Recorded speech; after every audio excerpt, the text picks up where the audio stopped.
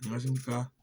이번 시간에는 제가 아, 지은 자존감 키우기와 존중이라는 시를 같이 생각해보는 시간을 갖겠습니다. 제가 자존감이라는 것을 좋게 생각하는 것은 우리가 존중하기와 결부되어 있기 때문에입니다. 자기 자신을 존중하는 마음으로 우리는 이기심을 느끼는 것이 아니라 사랑이 어떻게 구현될 수 있는지를 스스로 알게 되는 길이 생기는 것이고, 그것으로 사랑이 무엇인지를 알아서 우리가 구현을 하면 그것이 바람직하지 않나라는 생각에서 제가 이 시를 같이 배워보는 시간을 갖게 된 것입니다. 저도 공부하고 배우는 그 시간 속에서 성장해서 예전보다는 더 나은 표현으로 여러분을 만날 수 있게 돼서 참 기쁘고 즐거운 그런 느낌을 받습니다. 어쨌거나 한번 시작해 볼 테니 잘 들어봐 주시기 바랍니다. 존중하는 마음에 자신도 포함시켜서 마음 아픈 일이 없게 하는 것도 타인을 위하는 것임을 알아주세요.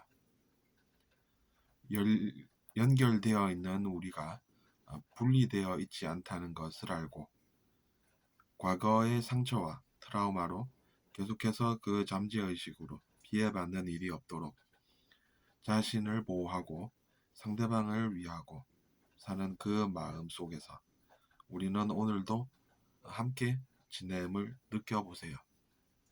여기까지 간단하게 한번 써봤습니다.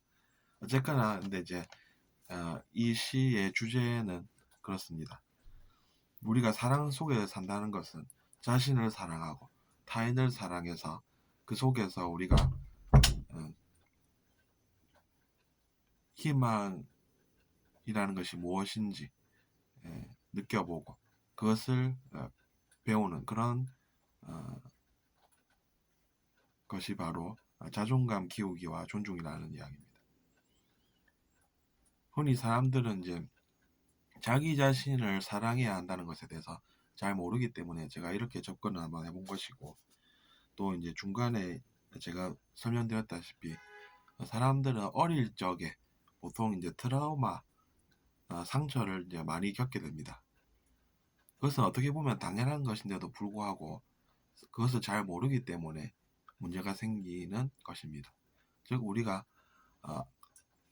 나이가 어린 아이라고 하면 어른과는 능력에서 비교를 할 수 없을 정도로 차이가 날 수가 있음을 우리는 알고 있습니다.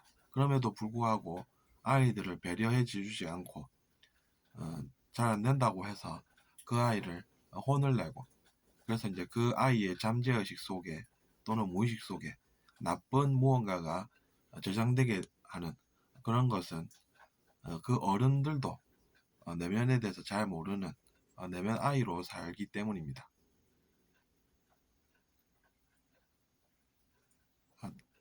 제가 길게 얘기한 것을 간단하게 설명해 드려 보면 이렇습니다. 이제 어릴 적에 아이는 지식도 없고 능력도 어른에 비해서 떨어지기 때문에 사랑받고 좋은 영향 속에 살면서 사랑이 결국에는 성공을 가져다 준다는 것을 배워야 하는 그런 것임에도 불구하고 우리가 사는 현실은 그렇지 않다는 이야기입니다.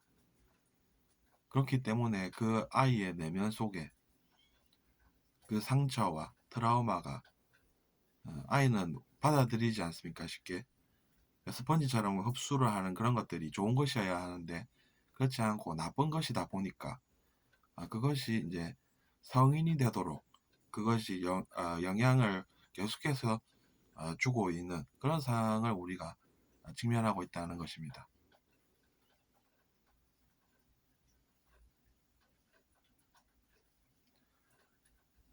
근데 이제 그런 것은 우리가 해결을 또 할 수가 있습니다. 그 치유라는 과정으로. 저도 이제 그런 것을 느낍니다. 그런 것이 의미가 있는 것은 그 사람에게 그런 것들이 힘이 되기 때문입니다.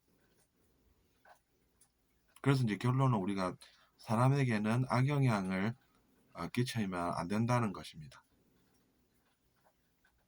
물론 자기 자신도 잘 안 돼서 내면 아이로 그랬다고 이야기는 하지만 그럼에도 불구하고 우리는 아이들에게 악영향을 끼쳐서 세상을 더 어렵게 만드는 그런 선택을 하면 안 된다는 이야기가 된 것입니다.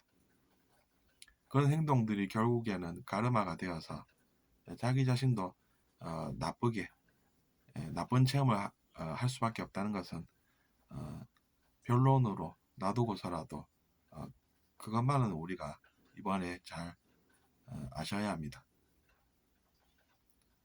그래서 우리가 아이들에게는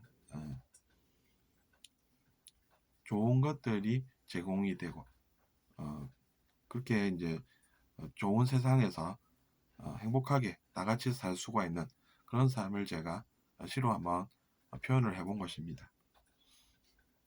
저도 돌아보면 그렇습니다. 제가 그렇게 살아오게 된 것은 돌아보면 어릴 적에 제가 겪었던 일들 그런 것과 무관하지 않습니다. 그런 것들이 깊은 우리가 그 내면의 밑에 자리 잡고 있는 그런 의식을 subconscious 즉 아래에 있는 의식 즉 무의식이라고 표현하기도 합니다. 우리가 일상생활을 살면서 의식을 가지고 행동하는 그런 것들은 그냥 우리가 의식이라고 표현한다고 하면 잠재되어 있는 그런 의식은 잠재의식이라고 또 표현하기도 하는 것입니다. 그 잠재의식이 현실에 영향을 끼치지 않는 것이 아니고 우리의 삶에 계속해서 의식이 발현될 수 있기 때문에 우리가 그런 것들을 무시할 수가 없다는 이야기입니다. 좀 신기하게 여길 수도 있습니다. 어릴 적에 그런 악영향을 받은 것이 잠재의식에 혹은 무의식에 저장이 되어서 어른이 되어도 그것이 해결되지 않고 남아 있으면 영향을 주면서 살 수밖에 없는 그런 것이 안타까운 일입니다. 그런 것들이 너무 강해서 우리가 현실 생활이 어렵다라고 하면 그 사람은 이런 자존감을 키우는 그런 과정이 꼭 필요하다고 볼 수가 있다는 것입니다. 어쨌든 그렇기 때문에 치유된 만큼 그 사람의 내면에 있는 그 악영향으로 인한 그런 아픈 마음 그런 것들은 이제 치유를 통해서 계속해서 우리가 더 나은 건강한 그런 상태로 나아가야 한다는 것이죠. 예를 들자면 이런 이야기가 되겠습니다. 야, 너는 왜 이렇게 뭐 잘하는 게 없니?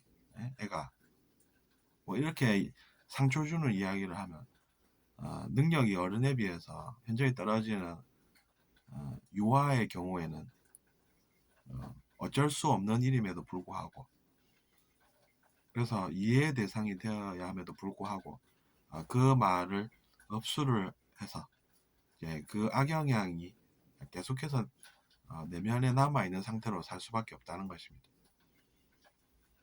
그런 이야기를 많이 들은 아이는 나이가 들어도 그것으로 인해서 내면에서 계속해서 상처받고 살게 된다는 것이고 의외로 그런 것이 우리 사회에 많기 때문에 정상이라고 불리는 그런 사람들조차도 그런 영향을 계속해서 받고 살 확률이 높다는 것입니다.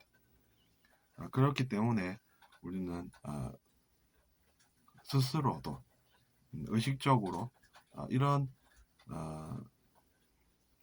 내용들을 접해서 그런 것들을 스스로 치유할 수 있는 그런 힘이 생긴다는 것입니다. 그것이 불가능하면 전문가를 찾아가서 그런 것들을 낫게 하는 그런 것도 받을 수가 있는 것이 오늘날의 우리의 현실입니다. 그런 것도 있으니 참고하시고, 어쨌든 저는 이제 시를 이렇게 써본 것이죠. 자기 자신도 존중하는 그런 마음을 우리가 계속해서 가지고 우리의 내면의 그 병든 그 마음을 우리가 치유를 하고, 또 상대방도 우리가 치유해 줄 수 있도록 그런 것들을 학습할 수가 있는 그런 것이라는 이야기입니다. 그래서 이번 시간은 이렇게 이제 마치고 들어주셔서 감사합니다. 잘 들으셨다면 구독 부탁드리겠습니다.